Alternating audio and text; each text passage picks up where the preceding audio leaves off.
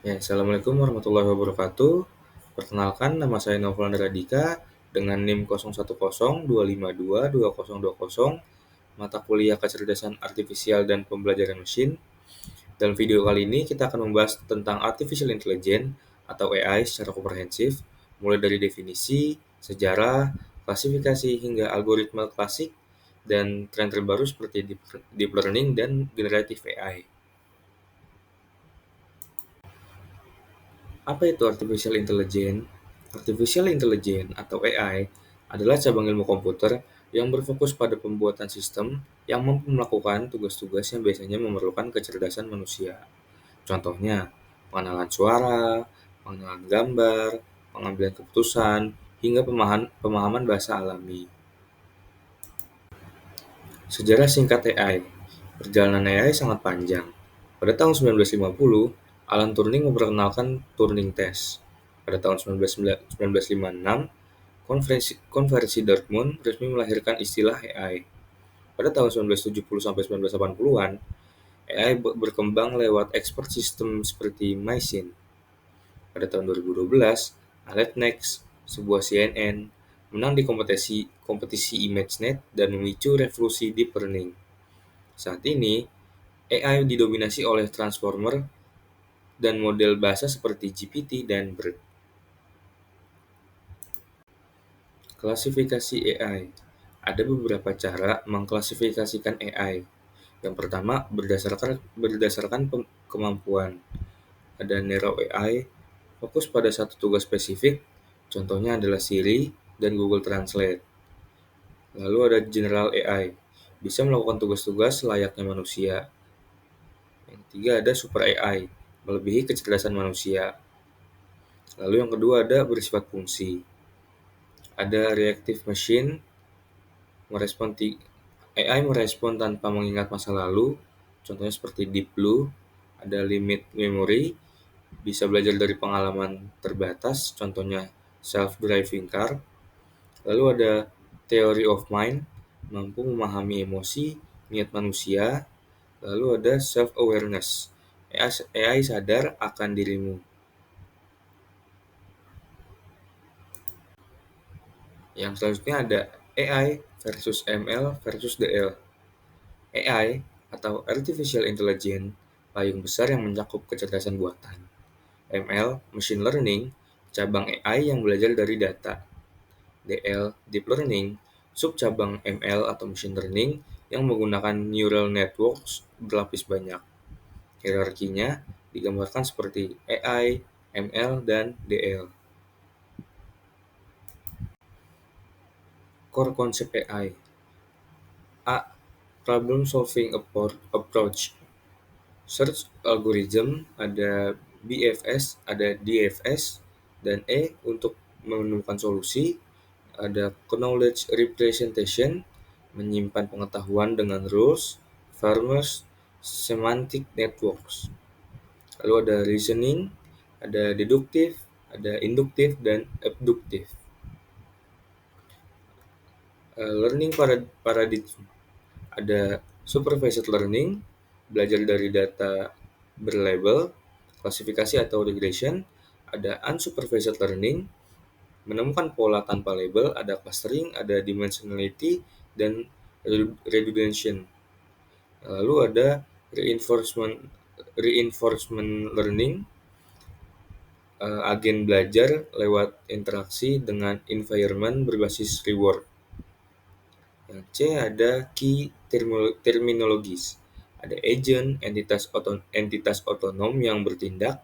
Ada environment, konteks di mana agent berada. Ada perception, input dari sensor. Dan action, output berupa keputusan dan atau tindakan. Theoretical Foundation. Yang A. Computational Intelligence. Ada Symbolic AI, berbasis logika dan aturan. Ada Connectionist AI, Neural Networks terinspirasi otak. Dan Evolutionary AI, algoritma genetika, Swarm Intelligence. Yang B. AI Architecture. Ada Expert System, keputusan berbasis aturan, Neural Network, unit pemrosesan terhubung, ada hybrid system, gabungan dari berbagai pendekatan. Dan yang C, ada intelligent measure, ada turning test, apakah mesin siap menipu manusia. Yang lalu ada Chinese room, perbedaan antara pemahaman versus sekedar simulasi. Lalu ada performance matrix, akurasi, precision, recall, F1 score. Current research area yang ada hot topic, explainable AI, membuat keputusan AI bisa dipahami. Lalu ada AI ethics, isu bias, fairness, dan akuntabilitas. Lalu ada quantum AI, memanfaatkan quantum computing. Lalu ada neurophomic computing, hardware terinspirasi otak. Yang B ada research institution, ada global, ada MIT CSL, Stanford AI Lab, DeepMind, dan OpenAI. Di Indonesia ada ITB AI Research, UI Machine Learning, dan Brain AI. Lalu ada Key Conference and Journal, ada conference-nya ada ICML, ada Neuro IPS, Triple AI, IGCI, yang jurnal ada Nature Machine Intelligence, dan AI Magazine.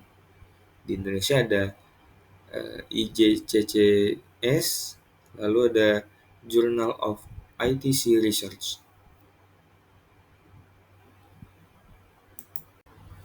Klasik algoritma dibagi menjadi dua, ada search dan machine learning.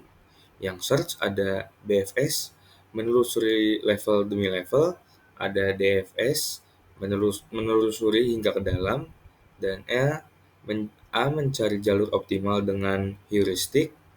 Lalu ada hill climb, mencari solusi lokal terbaik. Dan machine learning ada supervised, ada decision tree, SVM, linear atau logic regression. Unsupervised ada K-means dan PCI. Lalu lagi ada reinforcement, ada Q-learning dan police gradient.